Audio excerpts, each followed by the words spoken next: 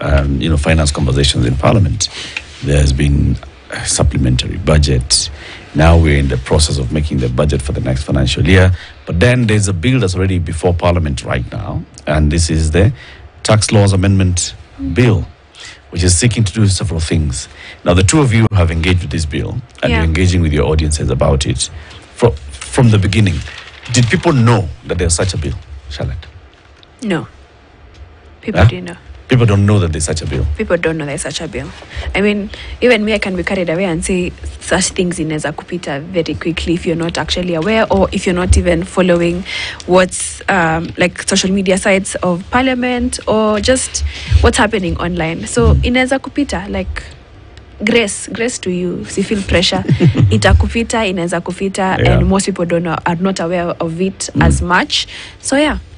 So if it comes and of course people are not maybe aware of it, what would the impact of that be? Of a law going through this process, getting passed in Parliament, and the majority of the population, that is the youth, the millennials and the Gen Zs, and the others are alphas, and they're not aware of it. Yeah, so this is what is going to happen. I believe that some of us might have to answer very tough questions in the future. Because just the same way we ask our parents that why did this happen, or how did this happen? So now that people are not aware, we have to find every way of making people aware of what is happening in our country. Unfortunately, conversations about bills and governance are not as, if you may allow me say, maybe have not been made as sexy as other conversations. I mean, they're not just normal conversations that you just get into, you just start talking about. Yet these are issues that affect our lives every day. You look at some of the, the parts of this bill that we're talking about. You talk about issues of transfer of property. Do people really know that this something we are going to talk about? Issues of withholding tax, especially if you do business with their government. Issues of what is now going to happen to the multinationals. We are talking about digital taxation, and even tax for those now who are in the construction business. Because I know the terms might sound very technical, but by the end of the day, it is going to trickle down and we're going to be affected. So some of us now owe the public, because now it's just like a duty of care that we've already assumed. Now we owe the public that responsibility of getting this information, synthesizing it, then giving it back to the public in a way that now they can participate. And that's why actually we are also involved in campaigns like ZKE, because it allows people now to, in one way or the other, collect information in the easiest way, and make things be understood. You digest things according to the thematic areas, even to the topic that people are interested in, so that by the time I'm participating, or by the time you are inviting me to participate in a certain conversation, I know what I'm part of. Yes. So did it need to happen? Did that trigger of the protests in June, did it need to happen? Because I think of it like, a bomb. Let's throw this thing, let's scatter this thing. Then now, when the fire has died, now let's now see what we're supposed to pick up, what we're supposed to learn, understand. Did it need to happen? I thank the Lord. I thank Jehovah Jireh, will call him all the names that we give him. It needed to happen.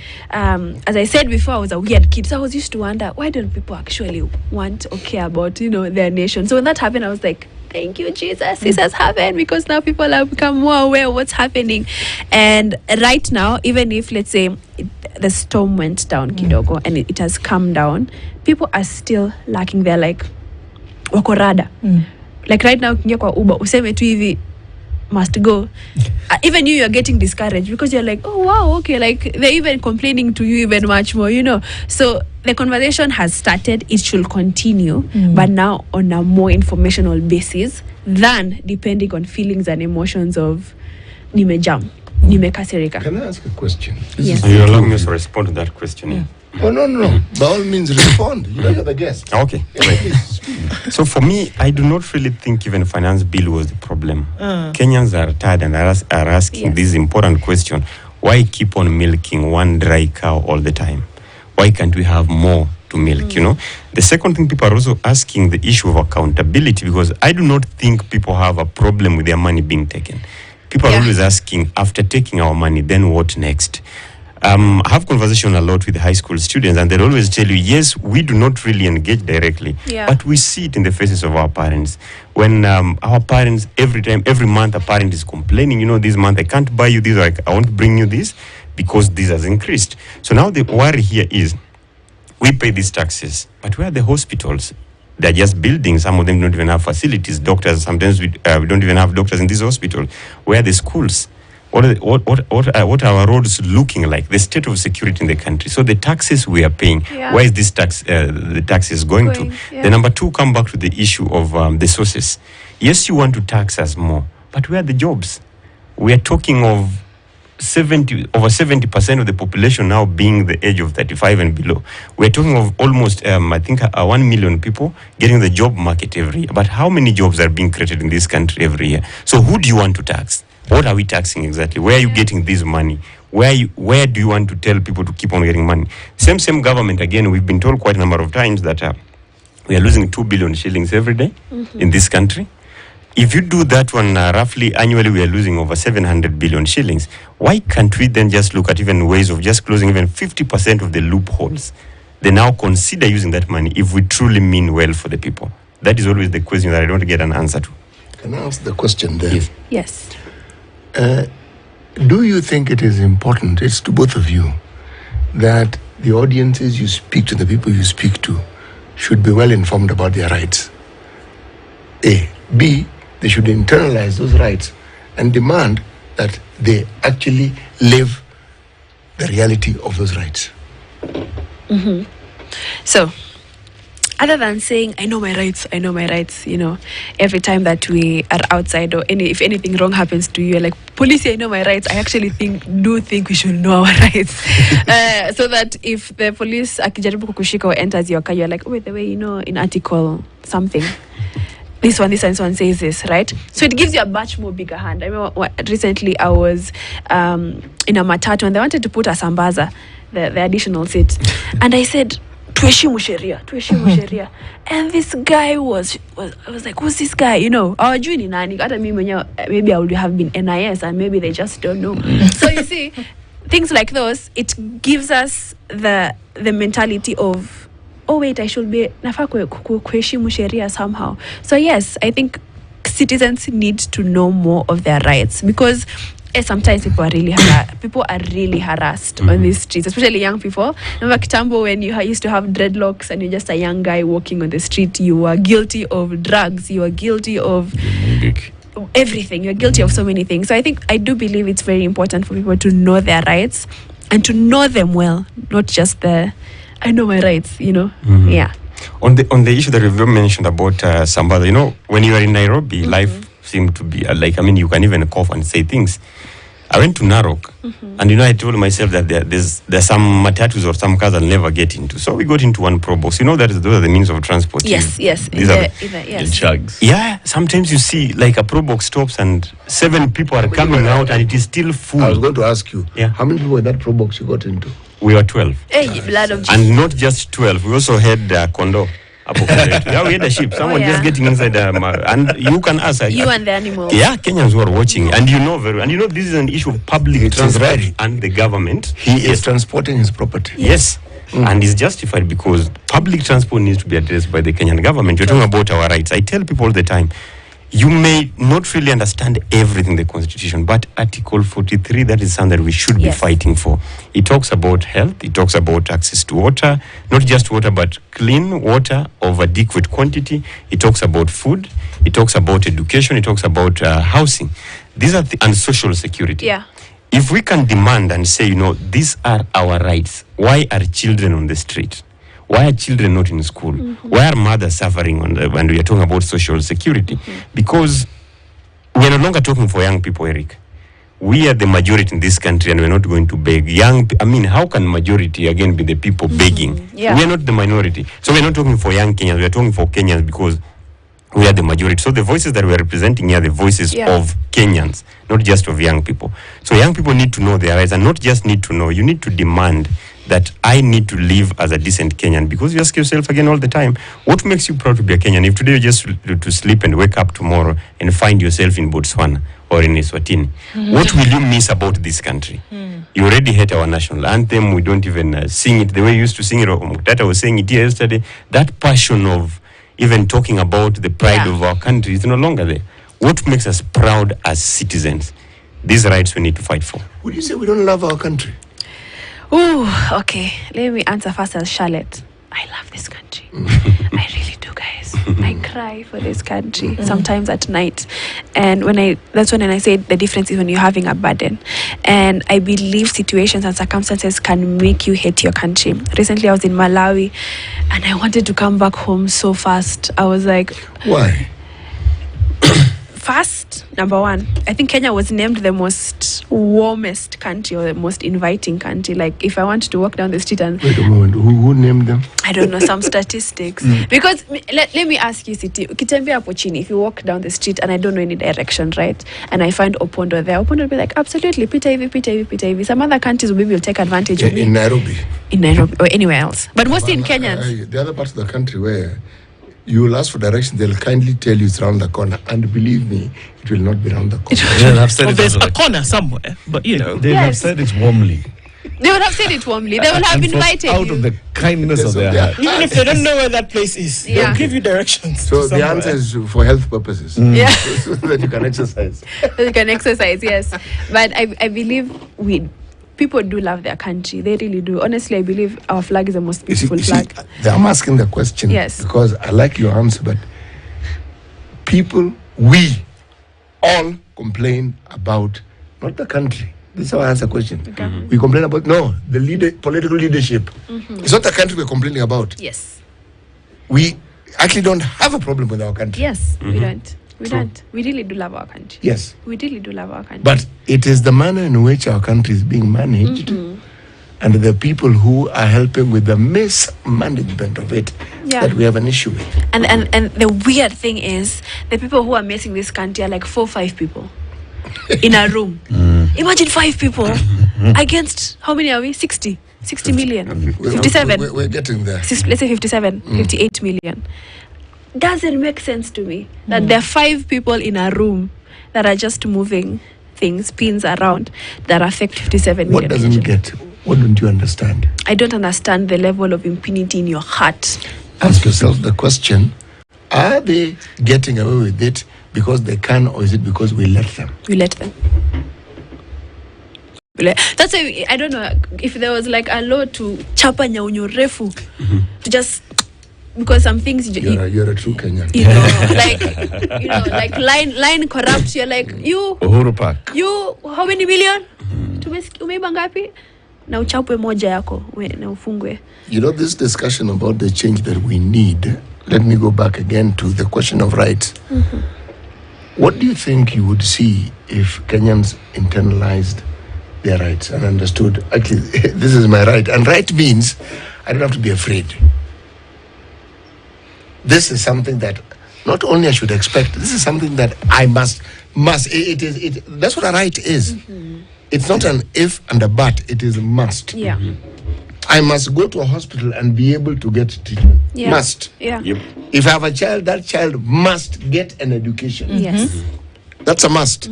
If I'm traveling on the road, I don't have to be looking for ways in which to avoid potholes. That road must be the road must be roadworthy. No.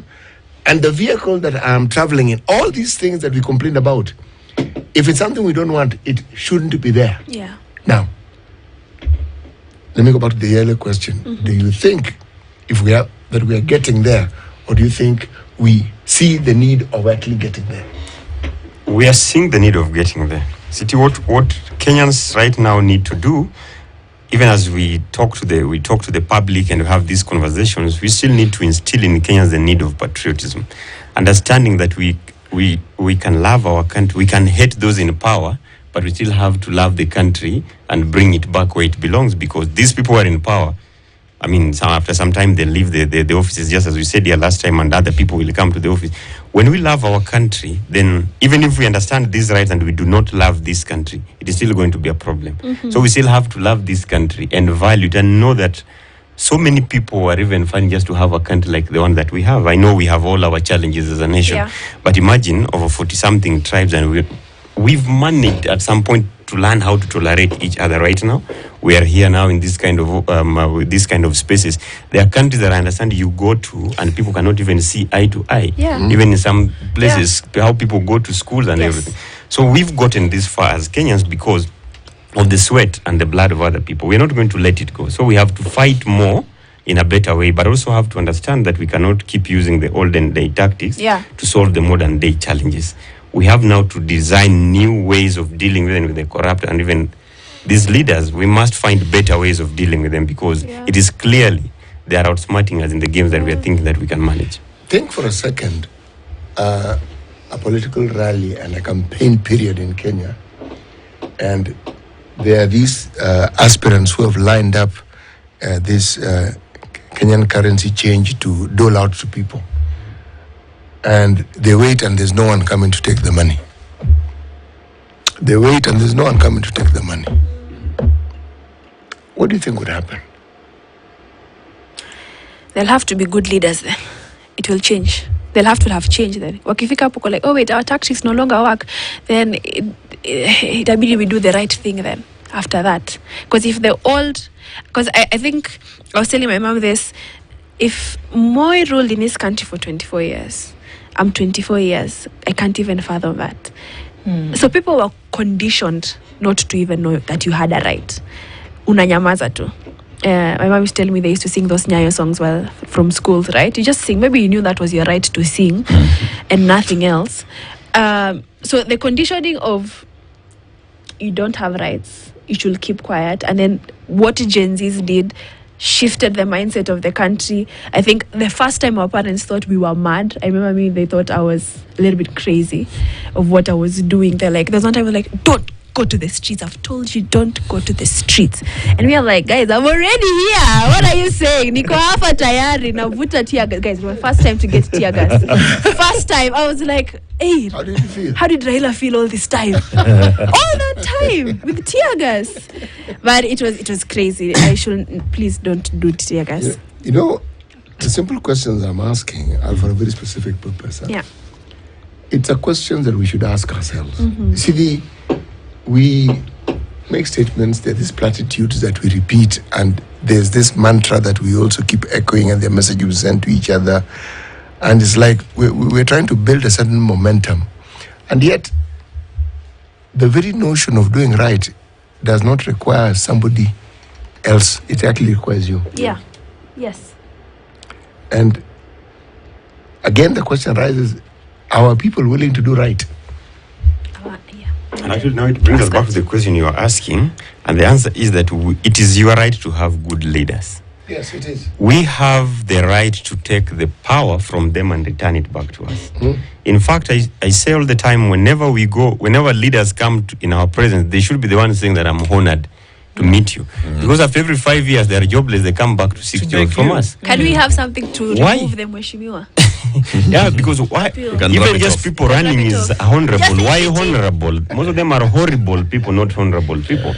We've seen all the things that they're doing to people. So we have the power to take it from them and ask them important questions and even tell them, you are not going to implement this without involving us. Please, we do not elect you because you are smarter than us. We elected you because you just needed a representative to go there for us. And the Constitution is very clear. For example, like who is a member of parliament and who is an MCA.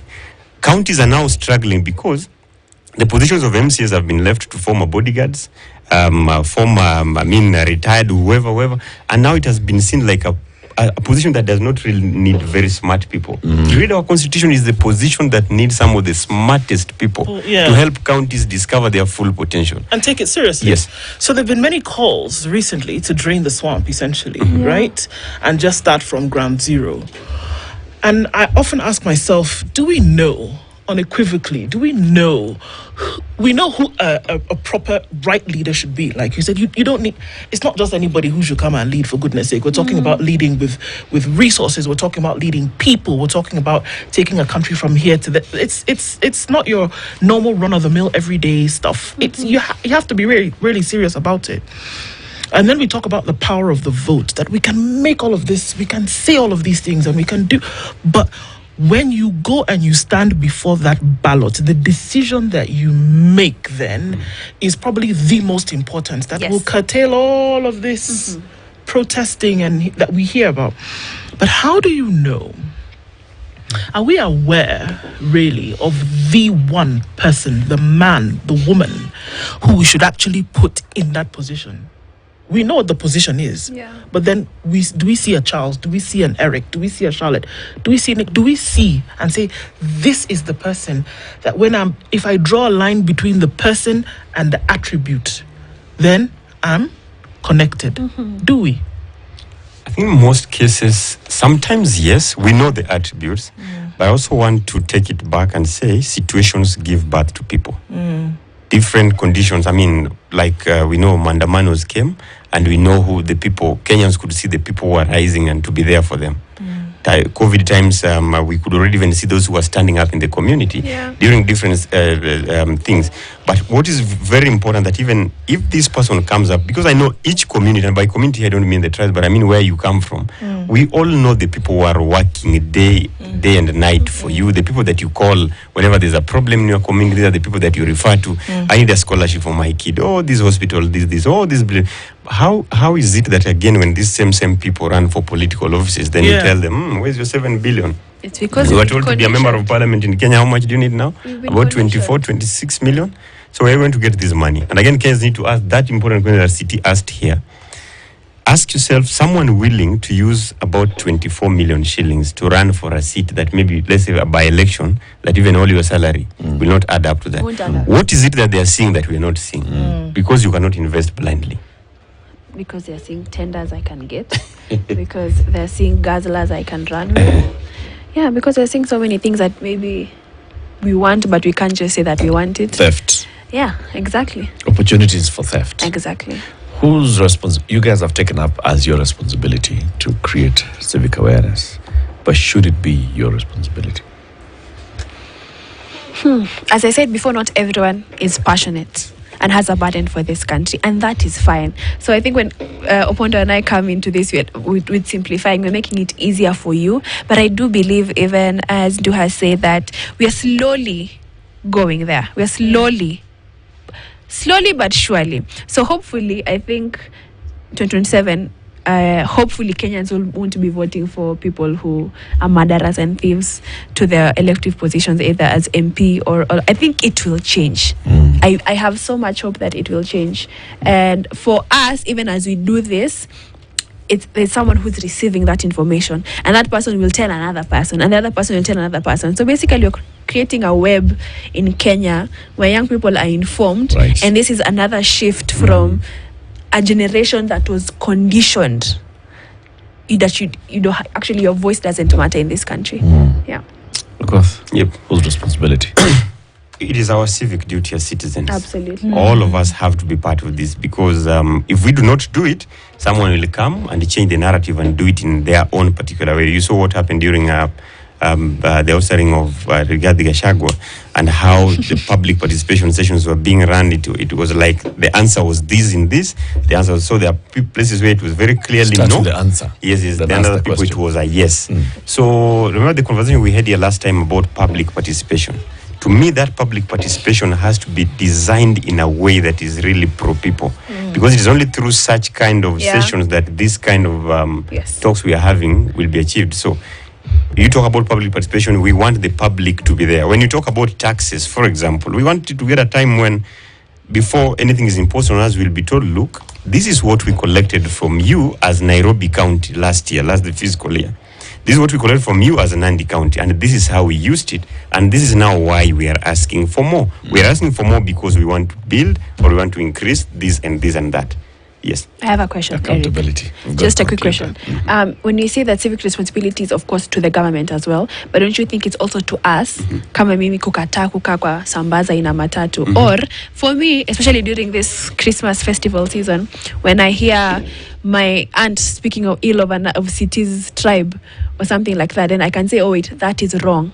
So don't you think, as much as the government is playing its responsibility of giving us accountability on what they have done with our money, pia sisi tusikae tu mangombe hapo and decide, what's happening there. We should also say, also me on my part, by the police, me, I'm not giving you a bribe. Very good. I'm on the wrong side, twende kotini. Very good. Eric, can I answer that maybe with a question and also to the audience? Yes. It'll be very interesting. Imagine yourself, you are at Kencom. It is raining. You're heading to Kawangware. Yeah. there's only one bus available. Yeah. And you have to get home. It is raining, there's no shelter. It's 9 p.m. It is 9 p.m. There's no any other bus. There's no any other bus. I use public transport in Kenya. I know the mess that is there. Sometimes I found myself in a situation where I'm saying, I want to do this, then I find myself doing it. So I'm still insisting that the government has still to play its role. It is either by boosting the public transport or making the transport, this sector favorable for more investors to come in the door. Very well said. Okoth Pondo, civic educator. Charlotte Kibet, also civic educator and founder of The Big Talk. They've been our guests. Thank you for tuning in to Kenya's biggest conversation today. Have a lovely Tuesday. See you again tomorrow. It's 2 after 10.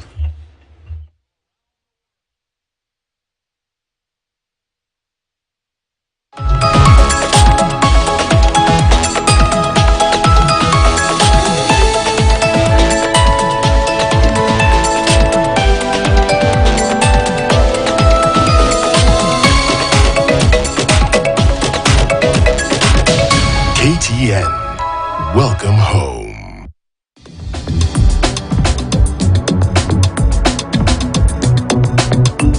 Mimi ni Kafa Factory na siaka sukari for my own consumption. Yes, sasa vile kuna hii ugonjwa wa sukari na sasa kuna kuanga pia na ugonjwa ya kachumbari. Kwa sababu kuna ugonjwa ya sukari, ugonjwa ya chumvi na ngoja ugonjwa ya kuku. Outbreak ya ugonjwa ya kuku. Hiyo ndio itaua mimi. Si ugonjwa kama malaria na malisa appetite. Food and the mouth. Ama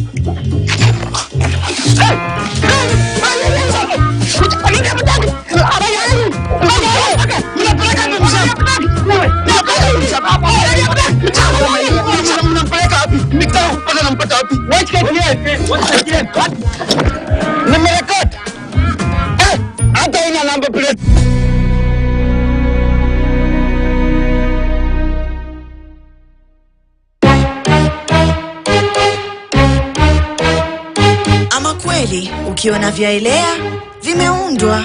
Tunatumia vifaa vya kisasa